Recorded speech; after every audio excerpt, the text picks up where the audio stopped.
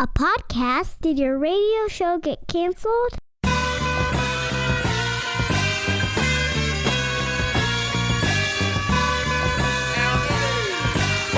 Fire. Low down and filthy, but the discipline is on point. Schooled myself, made my own dojo. A cold flow with the whole dose of soul. Maintain composure, even in theory. An anomaly, properties undiscernible to mere peasants. All right, this week on The $1 Million Plan, we talk about the reality gap. Yeah, this is what I'm into right now. I'm into this concept of reality gap. I will explain to you what it means. There's a lot of applications of reality gap, by the way. There's like the political reality gap. There's probably your health reality gap. Today we're talking about your financial health reality gap. We'll get there in a second. Interesting story from the road. Let's do a new segment called Stories from the Road. Peter on the road. Hashtag Peter on the road. I was in Milwaukee this week, and my shuttle driver, free shuttle, y'all. My shuttle driver from the airport to my hotel was an elderly gentleman. To start talking to him, and he said, "Where are you from?" I said, "Indianapolis." And he said, "Naptown," as you're supposed to say. And he talks about watching basketball games back in the day in the Dust Bowl, which is, if you don't know, the Dust Bowl is an outdoor basketball arena, if you will, in the inner city of Indianapolis. Some of the greatest basketball ever to be played, street basketball, happened there. He starts talking to me, and he's like, I got a nephew that played, and he says the nephew's name. Hey, everybody, guess what? This guy's nephew was on my basketball team. I reached into my pocket, grabbed my phone once he stopped the shuttle because I didn't want to interfere with his driving. I pulled out a picture of his nephew and I standing next to each other. How about that for a small world? Tales from the road. All right, so here's what we're doing this week. Think of your financial life as it relates to stability and security and how you think you're doing in two different ways here. Number one, there's how you feel you're doing, just a feeling, self-evaluation. And you can base that on whatever you want. I feel good because of my income, or I feel good because of the money I have saved for retirement, whatever, don't really care. So there's that feeling. And then there's how you're actually doing, right? And because you evaluated yourself one way, that doesn't necessarily mean that's how you're doing, right? If you say, well, I feel like we're doing pretty good. Well, you need an objective measure to say whether you really are doing good or not. And the difference between how you think you're doing and you're really doing, that's the reality gap. So that's what we're talking about today. There are 4 potential outcomes, and in each segment of our show today, we are going to dive deep into that type of outcome. So close your eyes right now, unless you're driving or operating heavy machinery. Close your eyes, or don't close your, whatever. Here, imagine this. We're going to draw a cross, okay? It's like a scatter plot graph is really what we're drawing. And there'll be 4 boxes on that cross, right? Left, right on the top, and left, right on the bottom. The vertical line of the cross is going to be where you evaluate how you feel about your financial life, right? So if you feel good, you would move north of whatever I should know these statistical terms. Whatever the apex, is that what we're going with? Go north of that if you feel good about your financial life. If you feel bad, go south of the cross there at the bottom, okay? And you go down that vertical line. And then horizontally will be how you really are doing. To the left will be you're not doing well. And to the right will be you're doing well. Okay, so box number 4, as I like to call it, that's when you feel like you're doing a good job financially by whatever measure you choose to evaluate that on. But it turns out you're actually doing a bad job by an objective measure, such as power percentage. I like power percentage in this environment, right? I think it's a good objective measure of how you're currently doing financially. So here's what happens, though. Here's the characteristics of a person who feels like they're doing a good job, but when it really gets down to it, they aren't. Think of it this way. I think I'm an amazing wedding dancer. Oh, that's right. At a wedding, I can dance. But here's the problem. According to my wife and according to my 2 children, turns out I was a good wedding dancer circa 1998. Time has passed. I am no longer a good wedding dancer. Yet in my heart of hearts, which is just my heart, is there a heart of hearts? I think there's just one heart. And in my heart, I feel like I'm a good dancer, but I'm not, okay? So let's describe the characteristics of a person that thinks they're good at something that is not. Here's some characteristics that come to mind. Denial. Am I in denial about my ability to dance at weddings? A little bit, because I think back to a time when everything was in control and I felt cool, and it was 1998, and my dance moves were current to the time. Now, I haven't gotten to old guy dance moves yet. At some point you cross over to old guy dance moves. I'm not there yet. My dance moves are just a little arcane, okay? So I'm a little bit in denial. Another characteristic, ignorance. Am I ignorant to the fact that there are people who dance so much better than I do at weddings now, and our dancing looks very different? That's ignorance. Now, as we relate this back to finances, because this is not a dance show, but can you imagine a dance radio show? All right, let's do a dance radio show for a second, okay? If you're not watching on PeteThePlanner.tv, if you're listening on the podcast on the radio show, this is going to be a really fun moment. Okay, so this is Pete the Planner's Dance Radio. How was that? See, it doesn't even make sense. All right, so as it relates to money, if you feel like you're doing well because you're measuring yourself with a wrong metric, then that is a level of ignorance, which then crosses over into the third characteristic I want to cover, which is delusion, right? And this one gets a little scary. If you think you're doing well due to delusion, or you think you're a good dancer and you're suffering from delusion, that's a big problem, right? So as we go through these different boxes today, we're gonna hit four, right? We're gonna hit people who think they're doing a good job who are not, people who think they're doing a bad job and they are doing a bad job, people who think they're doing a bad job but are doing a good job, and people who are doing a good job and think they're doing a good job. Those are the four boxes. And this first one here, look at the characteristics: denial, ignorance, and delusion. That's people who think they're doing well that are not. These are people lying to themselves. These are people hiding tough truths from themselves. This is also the same reason I don't frequent a bathroom scale, because I really don't want to know. I wonder, from a fitness perspective, this is this is happening in the moment as we broadcast here. I'm trying to think where I am on this scatter plot when it comes to how I feel about my fitness and how my fitness is. You know what? I'm going to have to go with the thing we're talking about in the next segment is box 3, where my health is not exactly where I want it to be, and it's not where it should be, right? So I'm terrified by box 4 for people in their financial lives, because what you have is you get this level of complacency, right? You think you're doing fine, but you really aren't. And it comes in a lot of forms. Even people that say, well, I hit the match my 401k, so we're doing fine.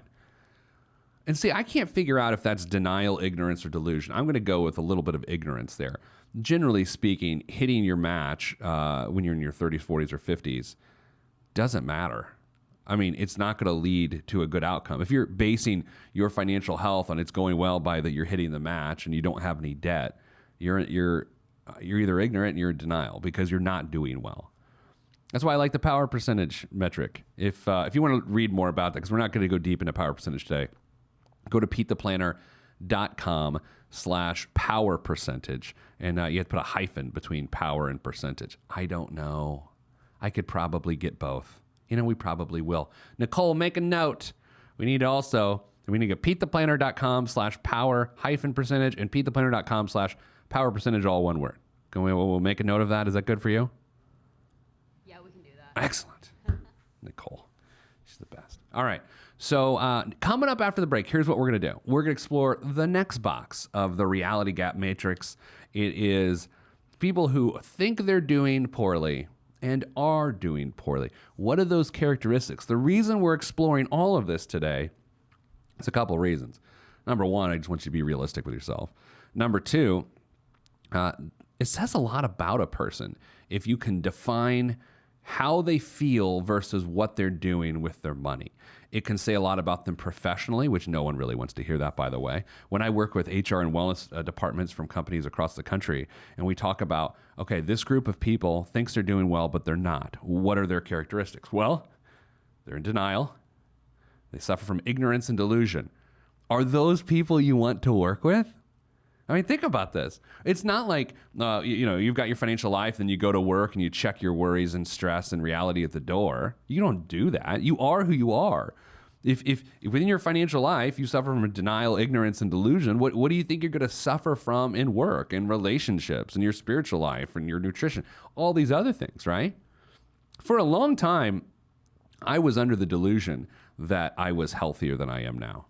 I've come to the realization that I'm not as healthy as I once thought I was, right? I don't have anything that I know of internally. I'm a chunky Midwesterner, right? I'm working on it, though. I walked to work this morning, so I'm feeling pretty good. Wearing shorts, though, but you can't see because I have a desk. All right, coming up after the break, or it's radio. Coming up after the break, we're going to talk about box 3, people who are doing poorly and know it. That's next on the $1 Million Plan. I'm Pete the Planner. Stop what you're doing. Log on and hit Pete up on Twitter at Pete the Planner.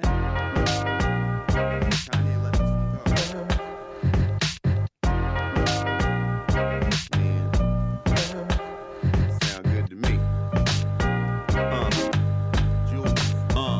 I never question the right of any man to voice his opinion as strongly as any can. But then again, many men are citizens of their own little world, so they ain't really fitting in. I'm in the background blending in, camouflaged by the scenery, but I'm a champion. Revamp the camp again, put down the stamp again, talk to my fans again, renew my brand again, review the plan again, a quick scan. All right, back here on the allergy version of the $1 Million Plan. Man, that cottonwood. I don't know where you live in the country. If you're listening on radio, you live within the radius of the tower. But there's cottonwood where I live just flying through the air like you're in a cotton candy factory, except it's not delicious candy. It's choke yourself cotton candy. And that is the cottonwood that is in my life right now. Too much information. All right, this week we're dealing with Reality Gap. Reality Gap Radio. It's better than dance radio. If you missed the first segment of the show, we did Pete the Planner's Dance Radio, which turns out a dance show on radio doesn't work real well. We're dealing with this idea of how are you doing financially based on your self-evaluation versus how are you really doing financially with an objective evaluation. We like to use power percentage. If you want to calculate power percentage, go to petetheplanner.com/power percentage. And you can calculate it and figure out it is a measure of how efficient you are with your income. And then in terms of self-evaluating, just do this. Here, we'll do a little role play for you. First, I'm actor A, and then I'm also actor B. I'm playing both roles. This is like, Meet the Clumps or whatever. I'm playing all the roles, like the Tracy Ullman Show. Here we go. Actor 1, how you doing financially? Oh, I feel pretty good. That's okay. End scene. That's how you self-evaluate financially. It's that easy, right? Your choice is just, or your struggle is just not to lie to yourself, right? How am I doing? I'm doing good. Okay, you just said you're doing good. Now let's really see. Okay, so we're going through this grid. Last segment, we dealt with the idea of are you doing poorly, or do you think you're doing well, but you're really doing poorly? This segment, we're talking about feeling like you're doing poorly, and guess what? You're right, you are. So think about this. This is where I'm health-wise. So we're gonna try to unravel this from my own health issues here. Again, I don't have health issues as much as fitness issues, right? The like fitness pizza in my mouth, right? Sorry. Defeated, despondent, and resigned are the characteristics that describe people who know they're doing poorly, right? Who are doing poorly and know they're doing poorly. Defeated, despondent, resigned. Now, when you measure your financial life with the wrong metrics, savings, debt, income, credit score, which is the worst, if you measure your financial health on those metrics and you say they're bad and I know it, there's frankly not a lot you can do to fix your financial life, right? Think about this. Let's say to you, a healthy financial life is someone that makes X amount of dollars and you make X minus X, whatever. X minus Y, I guess. You make less. And I say, well, how's it going? You say it's bad. And I say, how can you fix it? You're like, I can't make more money. It's a pointless situation. It's a silly way to measure it. Or let's say you wish you had $2,000 to your name and you don't. And I say, well, how do you fix it? You say, I can't. I've also got so much debt, I'll never be able to fix it. That's where this defeated, despondent, resigned things comes into play. If you're struggling financially and you know it, change metrics, man. Focus on power percentage. Power percentage says how much of your income is going to move you forward on a monthly basis. Like if you've got $38,000 in credit card debt and you just think about it all the time and you can't sleep and your relationships and your work suffers from it, I understand. That's awful. It's an awful feeling. But you can't just say, well, we're messed up. We're screwed. Nothing's going to change it. You can't do that. Right? You can. Oh, by the way, you can. People do it all the time. It's just no way to live. Who wants to do that? Well, looks like we're in trouble. So let's go back to my health for a second. I'm overweight by any standard, really. People will watch this or hear this, and they've seen pictures of me. They're seeing me on TV, and they'll say, "Oh, you're not overweight." No, I am. That's the issue. Is at some point in time, let's say I was in this shape 35 years ago. Right? Let's say I existed as a 39-year-old man 35 years ago as opposed to a 4-year-old child. And I looked like this. I would be overweight. And the standards of what is acceptable is the only thing that has changed. So people look at me like, well, you don't look too bad. You're fine. No, I'm not. The same can be said with our financial lives. I only have $7,000 in credit card debt. 35 years ago, that's awful. And it's still awful, right? That's the thing. Just because the acceptance or tolerance for silliness has changed doesn't mean the reality has changed. So I got some choices with my health, and you've got some choices with your money. If we know we're doing poorly, and we are doing poorly, what are our choices? We can just be defeated. We can be despondent, or we can behave differently, right? We're not accepting our fate because this is not our fate. I don't wear a Fitbit just so you think I care about my health. I wear a Fitbit to track my behavior. Sure, sometimes I don't even charge it, so technically it's just a bracelet, right? But why did I walk to work this morning? It was a conscious decision. Why did I not grab a beer at the Detroit airport when I had barely enough time to grab a beer between flights last night after an incredibly long day? Number one, that seems like a really desperate alcoholic thing to do. But number two, I could have. I was at the Delta Sky Club, free beer, just grab it. I could have, but I didn't because I'm trying to make better decisions. I'm trying to behave better. And if you're struggling financially, hang on to your behavior. Like that's all you got. If you're tens of thousands of dollars in debt, all you have is your behavior and your ability to change it from a month-to-month basis. You can't change your current reality of being tens of thousands of dollars in debt. But when you hear the commercials on the radio and TV, like, do you have $35,000 in debt? Call us. Don't do that. Don't call them. And I'm not competing against them. I don't care about them. I don't have nothing to sell you. I'm just saying it's your behavior that's going to get you out of that jam. You know someone who's lost, I don't know, 60, 80, 100 pounds. Like we all know someone who's changed their life completely. I got a friend named Melanie.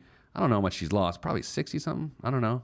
I don't even know. I don't want to guess how much weight women have lost, right? But she's lost a tremendous amount of weight. Change her life. Change her life. She didn't do it in a month. She didn't do it in 2 months. Didn't do it in 3 months. But every day, she made a good decision. Every day, her behavior changed. That's all we're asking. Every day of my job, I have the great privilege of receiving emails from people that usually say things like, "You're an idiot." But sometimes I get ones that say, I just wanted to share with you, my financial life changed forever. We did that, we did this, we did that. You know what? I have one in my email box right now. I'll see if I can pull it up. I received this one mid-air yesterday from Milwaukee to Detroit, and I started to try to read it, and let's see if we can pull it up. A guy named, that's definitely not it. that was not it. All right, so let's see if we can find it here. This is always good radio. Guys searching email on road. It makes for good radio. Oh, man, that's definitely not it either. Okay, so we're not going to do this. Here's the point. Guy listened to the show a while ago. And he just started to start tackling his debt. And at first it stinks. Of course it stinks. It's like you start exercising for the first time. You're like, well, I'm 60 pounds overweight. I tried to walk a mile, and I can't move for 2 days. Yeah, what do you think's going to happen? You think you're Usain Bolt the first day you go for a jog? Your financial life, in order to make it better, will have to get worse. Why? Well, in order to create margin, not margarine, we're not back to fitness. In order to create margin, we need to make sure that we reduce spending. And when you reduce spending, stress goes up. I know, because spending money actually relieves stress. This is all a conspiracy from above. To relieve stress, all you have to do is spend money. Isn't that crazy? It's like drug. To feel better, take this pill. To feel better, you can spend money.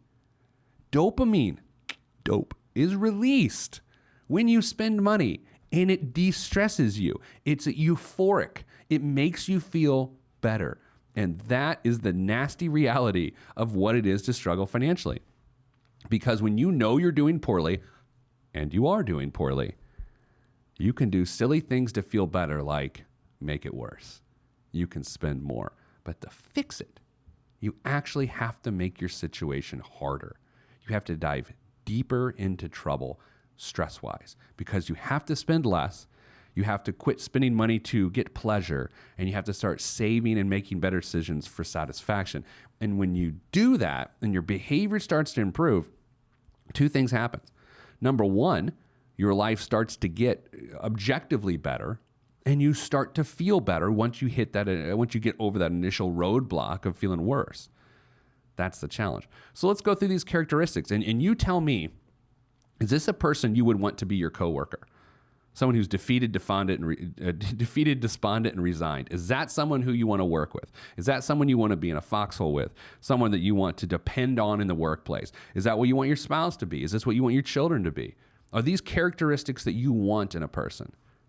No. And we're not saying to heck with these people. How about that for a Midwestern profanity change? We're not saying to heck with these people. What we're saying is if people remain there, if people know they're doing poorly and they do nothing about it, you don't want anything to do with them. That's not to say you don't try to help. It's not to say that they aren't good people. It's to say no one wants to be around someone who's defeated, despondent, and resigned. You just don't. That's the point of this segment, is not only to help you personally through this, but to get you to understand that as we depend on people in our lives and professionally and personally, you don't want this, right? That's why we want people to make better decisions. Do you think my wife, and you don't know my wife, do you think she wants me from a health perspective? This woman is a marathoner who places high in marathons, okay? Do you think she wants her doughy husband to be doughy? Do you think she wants me to be defeated, despondent, and resigned to doughiness? No. That's why on Memorial Day, she said something to me to the effect of, hey, I made time in case you wanted to work out today. Yeah, sure, that's very passive aggressive. She's a terrible person. No, she's a great person. She's trying to hold me accountable to that, right? So if you've got someone in your life that's doing poorly and they know it, make sure they're not defeated, despondent, and resigned. And if it's you, let's go. Let's just start changing behavior. Our next segment of the show after the break, we're going to talk about box number 2. People who are feeling terrible about their financial life, but shouldn't. That's next on the $1 Million Plan. I'm Pete the Planner.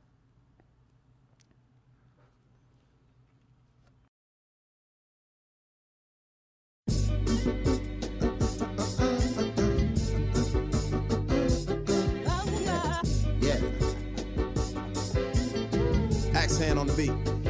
Yes, sir. Glass House. Yes, sir. Mr. Kinetic, Rusty Redenbacher. ATFU. Naptown. Yeah.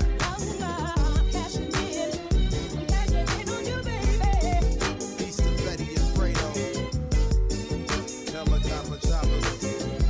Yeah, y'all ain't hip yet.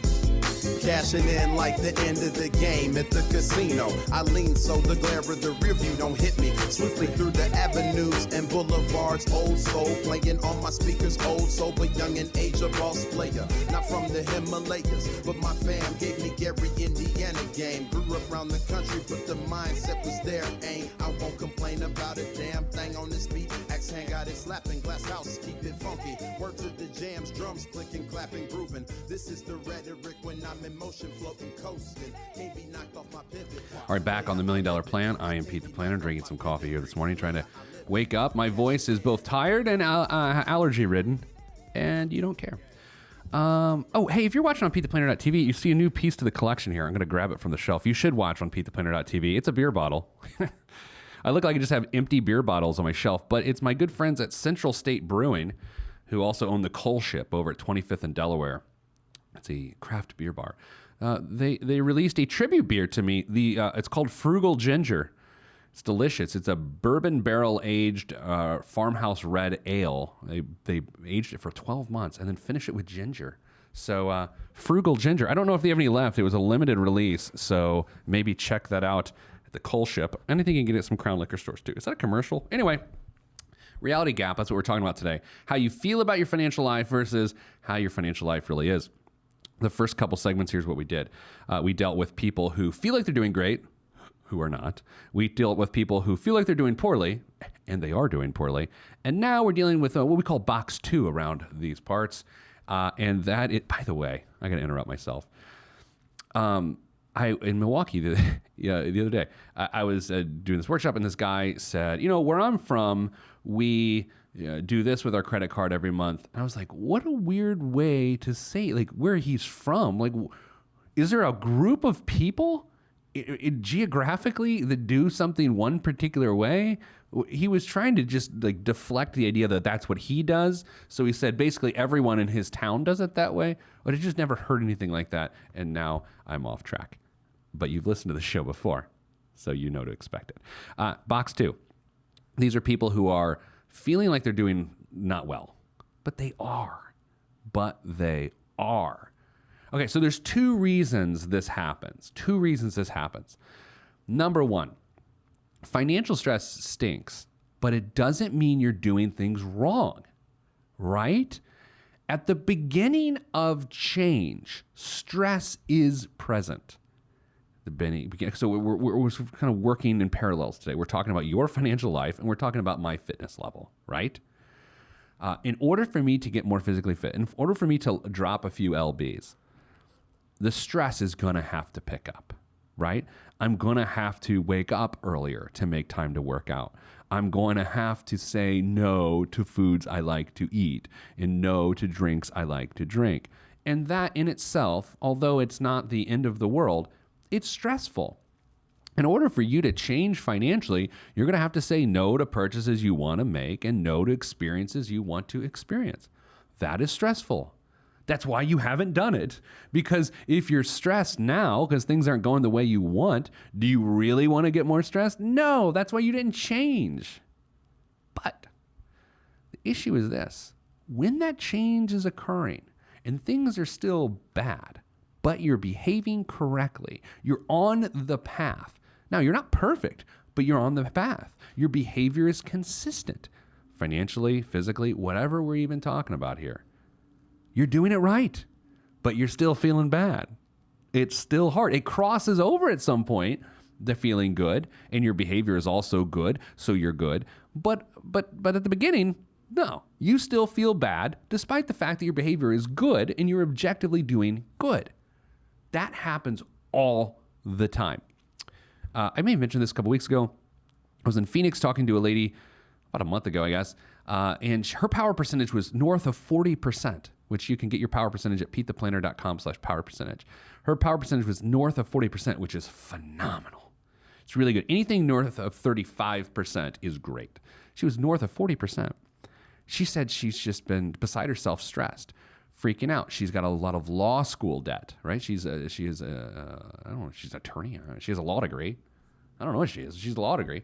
So she's got all this debt. She's trying to pay it off aggressively. And it's upsetting her, right?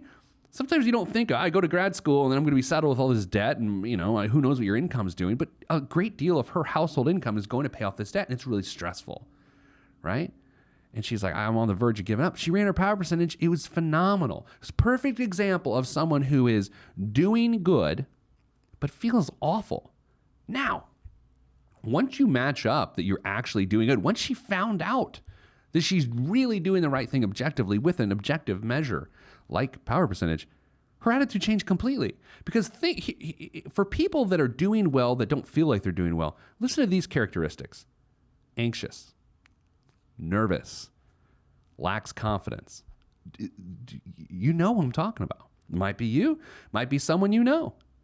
Like, is that what you want? To be doing well, but to be nervous the whole time? Now, there are nervous Nellies. Like, there just are. There are people that no matter how good they're doing, they're nervous. We all know those people too. And I'm not necessarily talking about those people right now, although they do apply to this box of the reality gap, right? There are people who are doing fine, but are just always going to be nervous about it, always doubting themselves. Perfectionists. Here's the funny thing about perfectionists. One of my favorite things is hearing someone who is clearly not a perfectionist claim to be perfectionist. Oh, I'm just a perfectionist. Really? You're a perfectionist? No, you're not. It's like when people are like, oh, I'm type A. No, you're not. You get up at 10 a.m. You're not type A, right? So primarily in this box, though, we deal with people who are on a comeback, right? They're on the comeback trail to financial stability, or maybe getting there for the first time, and the journey is stressful.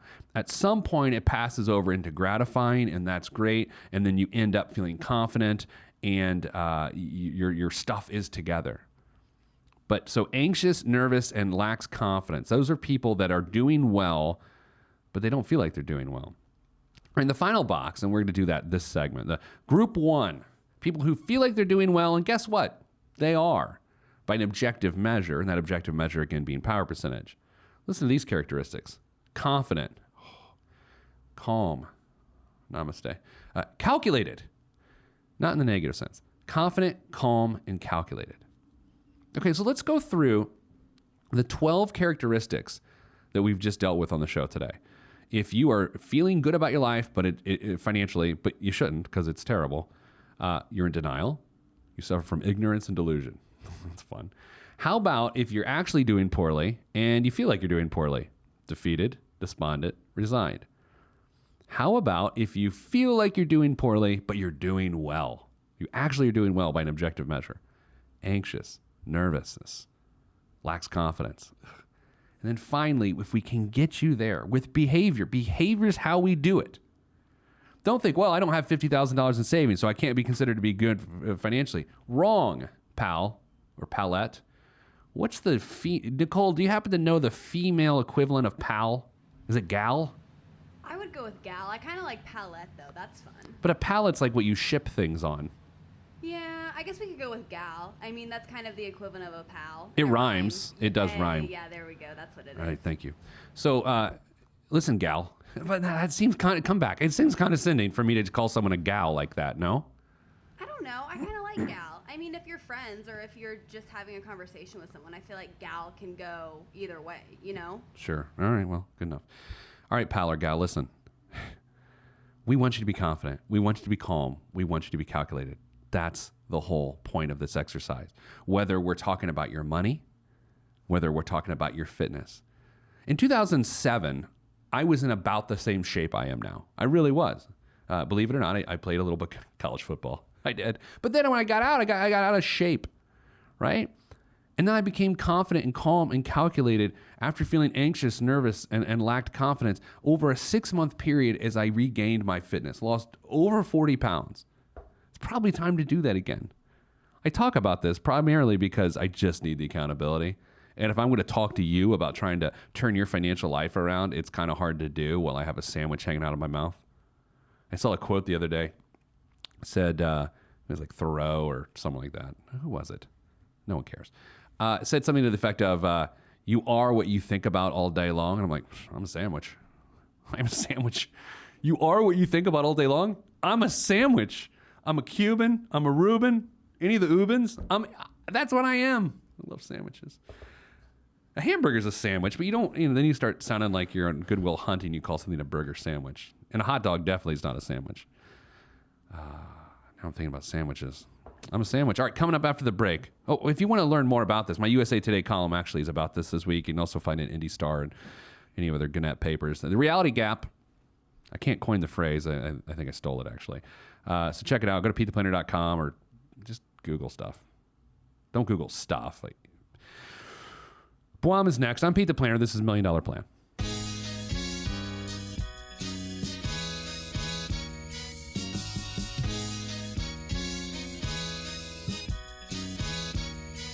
Every day living through the peace of my soul, I remain whole, even in the middle of the pain. Even though my life has the rain, I still remain sane, writing and creating for my life. And my pen is my sword given by the Lord, and I use it to fight the tides of restriction. Sometimes I'm conflicted, find myself looking at the trees too much and can't see the forest. Enemy shall inherit the earth, and I want to inherit something other than the high blood pressure and diabetes. So work is what I gotta do.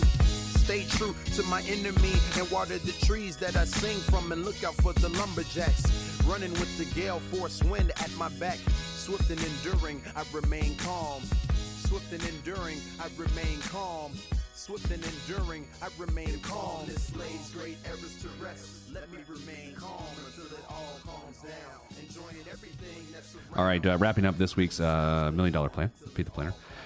Instead of Boam this week, I'm going to do Boat. Biggest waste of text. Okay, I have a story. I wish I could really tell you the details. You're probably going to be able to figure it out. I have a friend who texted one of his friends who's an IndyCar driver.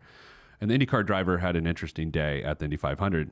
And my friend who's a chef sent the race car driver a text. And the idea of the text was, people have always said that chefs are pretty dangerous, but race car drivers are dangerous too.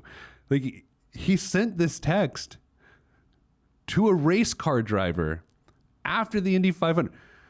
People say, and he was serious. People say chefs are dangerous, but IndyCar drivers are dangerous too, because he knows the guy. We all know the guy. But that's crazy, right? So we've been mocking my friend nonstop since that text was sent, because that's honestly the biggest waste of text of the week. For a chef to send a race car driver a text that says, people say chefs are dangerous, and there was no hint of irony or joke or sarcasm or anything. People say chefs are dangerous. It turns out race car drivers are dangerous too. What are you doing? That's my show this week. If you want to learn more, go to PeteThePlanner.com. You can probably guess the story I just told if you know me on any level, and it is hilarious. I can't stop laughing about it. That's it. That's all I got. I'm Pete the Planner. I'm reminding you, as always, I'm sending you good vibes, because good vibes are all that's in the budget. If you want to be on this podcast and have Pete fix your money life, then hit us up at PeteThePlanner.com/podcast. You heard me. PeteThePlanner.com/podcast. Log on. This is for information purposes only. This is not the Swiss financial planning device. Consult a financial advisor.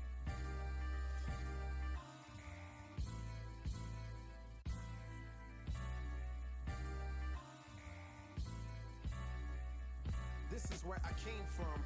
Planet Lovetron, where we drop love bombs, funk missiles, and live in soul shelters. No help to skelter. The heat don't swelter because everybody stays cool. Left many moons ago to bring the philosophies of my ancestors to another place. God picked the third rock, gave me to my earth family, and told me to create. And so I am. Pen in my hand, microphone on the stand. Over vinyl, I command and demand. Magnificence in an instance, I can make you dance, cry, or love. Fly as a dove, released from Everest. The fresh is fresh, and you can call me E.T. Word to John Tesh. Let me bless this harmonic presentation. It's amazing, so amazing. I'm the reason.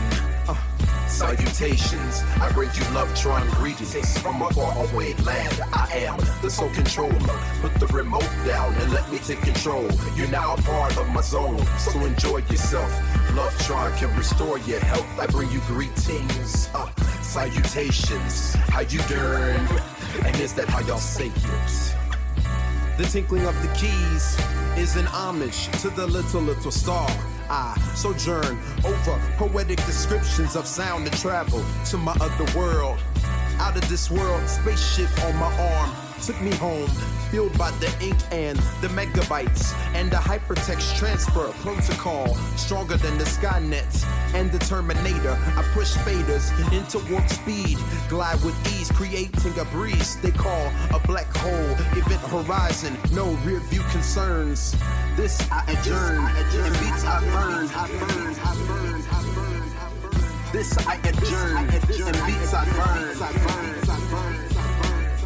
Salutations, I bring you love, trying greetings from a faraway land. I am the sole controller. Put the remote down and let me take control. You're now a part of my zone, so enjoy yourself.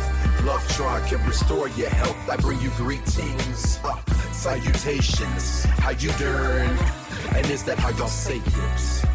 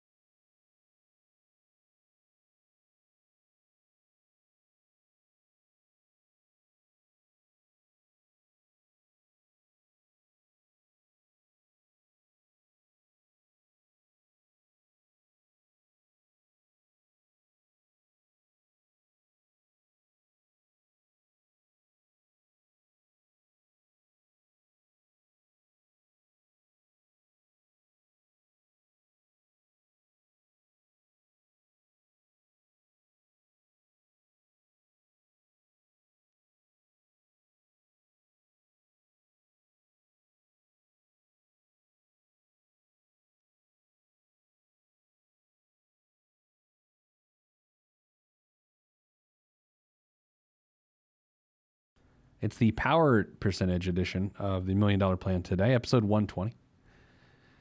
So if you missed any part of the show, go to PeteThePlanner.com and download the podcast.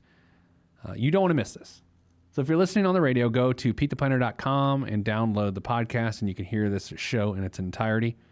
If you're listening on the podcast and you want to know how to listen to the podcast, you're just confused, dude. You're just really confused. This week's biggest waste of money of the week, the BWAM, is... I'm pulling it up. I had to stall for a second. I have two things because I couldn't decide. So there's two things. All right. The first is called the Craft House Cocktail Smoke Box.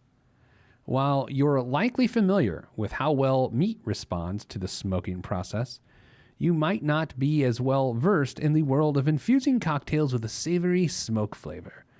This Craft House Cocktail Smoke Box will give you that ability, taking your mixology skills to the next level. The great-looking piece of barware features a stainless steel frame with glass sides and a walnut base, a smoking gun, 2 trial-size wood chip flavors, and recipes to help get you started. How much does it cost to put your cocktail in a box and blow smoke on it? $200.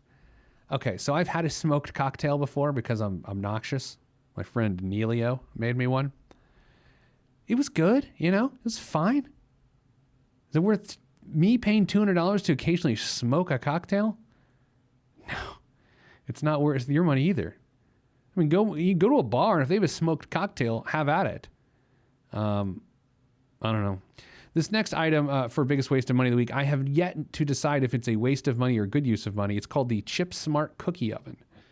No matter how good they are, store-bought cookies just can't compare to homemade. That's true. Unless you bought homemade cookies from the store. The Chip Smart Cookie Oven lets you easily bake your own in 10 minutes or less.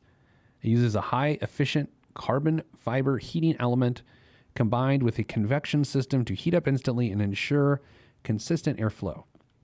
Using a companion app, you scan the barcode off a pack of specially made dough pods, drop the dough in, and the oven does the rest, automatically adjusting the temperature and cooling down at just the right time to guarantee perfectly baked cookies every time.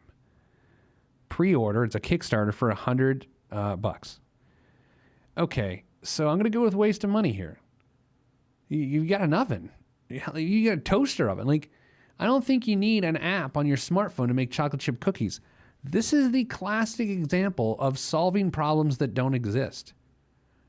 Can you make cookies in less than... Yeah, you can make cookies in less than 10 minutes. You know what you do? You put them in your oven. And you don't need specially made dough pods that I have to scan a barcode.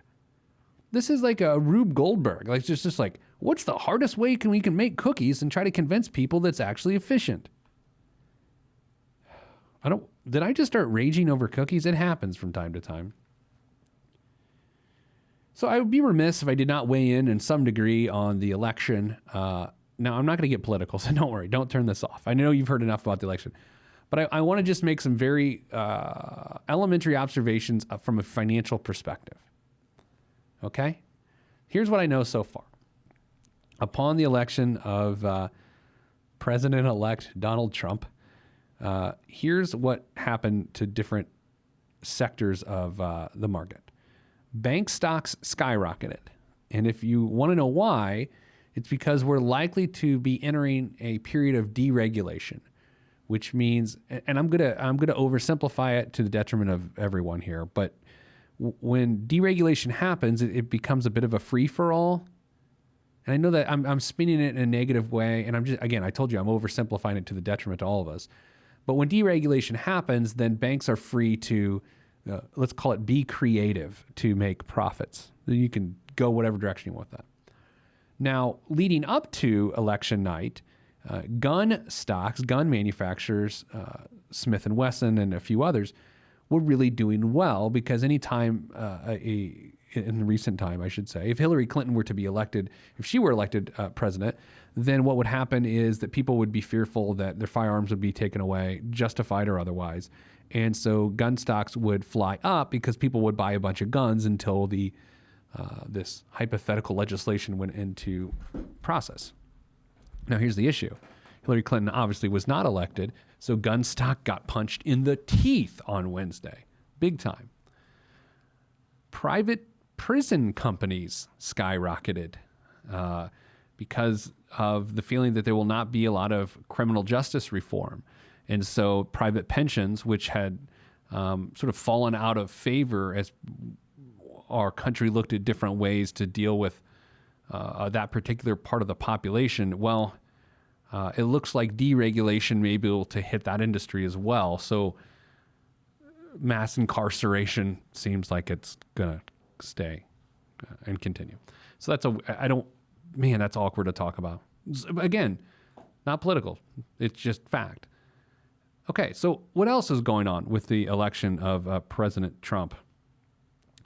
You may see a lot of financial regulations go down. There's talk that something called the Department of Labor Fiduciary Rule, which is supposed to go into effect next year, may not, in fact, go into effect. There's a lot of chatter that it could fall apart. And Dodd-Frank legislation could fall apart. So there is going to be an economic impact. So far, I don't want to say so far so good, but I would say the market has favorably welcomed a Trump presidency. But just stay tuned to different sectors and how they're affected. There are a lot of people that feel like infrastructure stocks that help us invest in infrastructure because President-elect Trump says that he is going to invest in the highways and roads and all those sorts of things. So maybe those are good places to invest. Consult your financial advisor. And that's all I'm going to say about that. All right, be good to each other. We're gonna do this, all of us together. Pay attention to your power percentage. If you missed the show, find it on iTunes or wherever you get your podcasts. Maybe you get your podcast at a store, which would be a weird business model, kind of like a cookie oven with an app. All right, that's all I got. I'm sending you good vibes because good vibes are all that's in my budget. I'm Pete the Planner. This is $1 Million Plan.